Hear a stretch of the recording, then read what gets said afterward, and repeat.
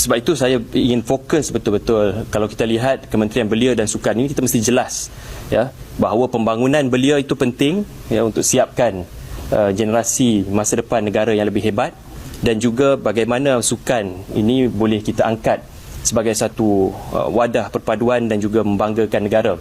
Tapi untuk menjawab soalan tersebut, ini adalah hari pertama saya, baru saja masuk ke sini, dan saya akan mendapat taklimat daripada KSU, ketua-ketua jabatan dan sebagainya. Ya, selepas saja taklimat tersebut, saya akan menyatakan dengan lebih detail lagi gerak kerja yang ingin kita lakukan.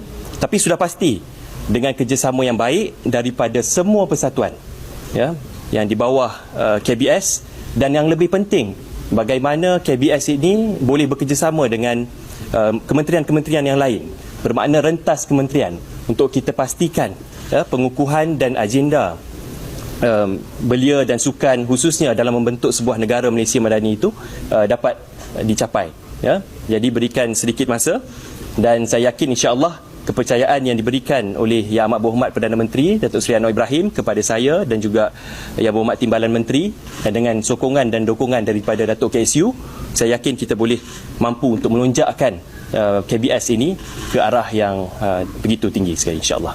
Okey? Satu last. Okey ya. Kalau tak ada nak ada taklimat pula ni. Two young ministers, satu di Kedah, satu di Sarawak. Bearing in mind elections coming 1.5 years to Ya. can you win the hearts of the young voters? Insya-Allah. Insya-Allah. Okey? Insya-Allah. Okay, thank you. Alright.